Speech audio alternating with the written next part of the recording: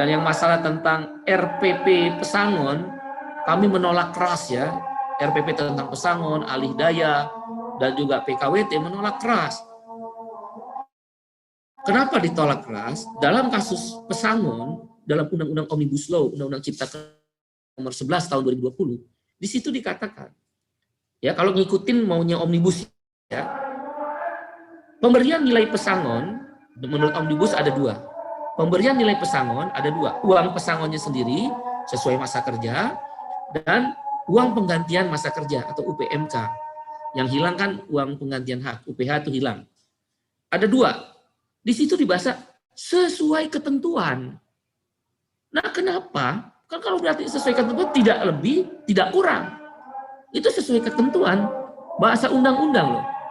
Kalau undang-undang yang lama, Undang-Undang nomor 13 tahun 2003, bahasa undang-undangnya adalah sekurang-kurangnya. Artinya nggak boleh kurang, tapi boleh lebih. Nah, kalau pakai bahasa Omnibus tentang pasal pesangon, kata sekurang-kurangnya itu diganti menjadi sesuai ketentuan. Nah, kenapa dalam RPP dikurangin lagi? Nggak konsisten dong Menteri Tenaga Kerja.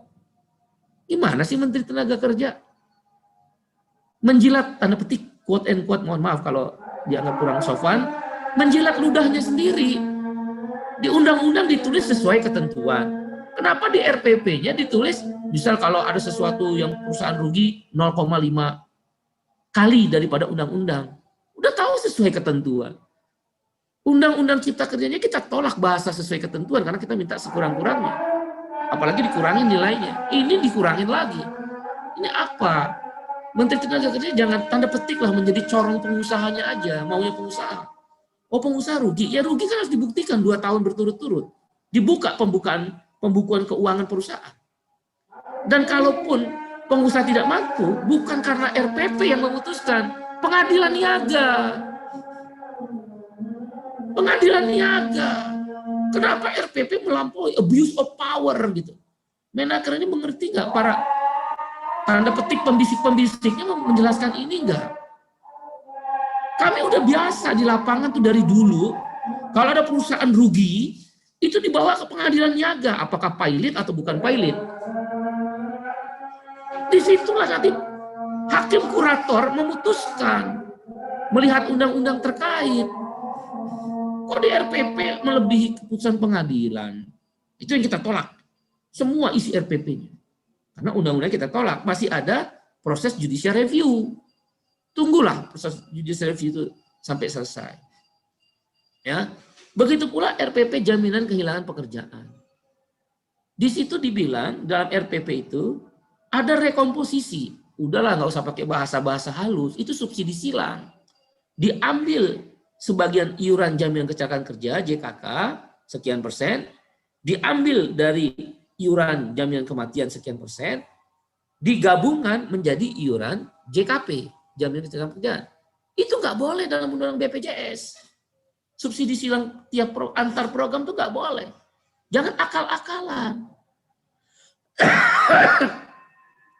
Kalau iuran JKK kan berarti berkurang karena direkomposisi tadi. Iuran jaminan kematian berkurang. Otomatis ya manfaatnya berkurang dong. Yang akan diberikan, kalaupun nggak berkurang, ya tidak akan bertambah. Ya kan dia nilai iuran, jaminan sosial ngumpulin iuran, itu yang dibagi. Nah sekarang iurannya dikurangin, ya otomatis pembagiannya, kalaupun tidak dikurangi, tidak akan bertambah sepanjang masa. Kecuali naikin iuran lagi. Nah, kalau naikin iuran kita marah, buruh menolak.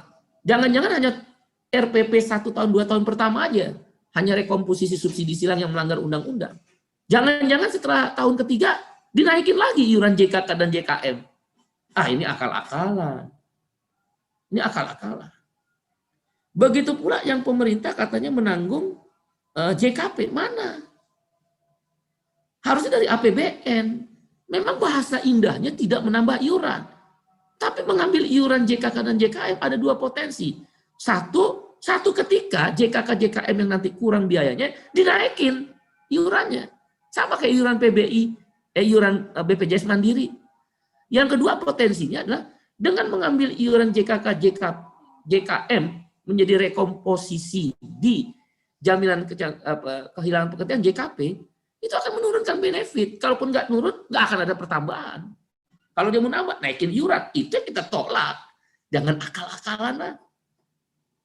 Kita tolak keras itu. Dan pemerintah sampai kapan mau mensubsidi katanya melalui 0,46% iuran itu?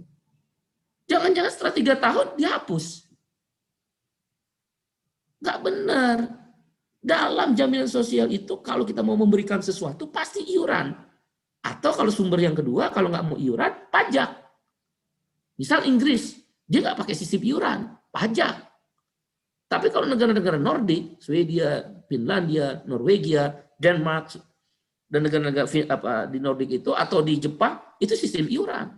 Di beberapa negara ASEAN sistem iuran. Nggak mungkin lah JKP tanpa kita menambah iuran dapat benefit. Itu hanya akal-akalan 1-2 tahun mungkin. Setelah itu sampai kapan?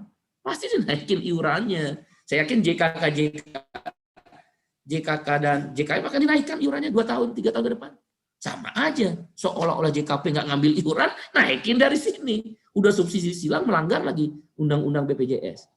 Nah, itu pun nanti akan dipertanyakan. Kalau itu adalah tidak diberikan kepada pekerja karyawan kontrak atau PKWT yang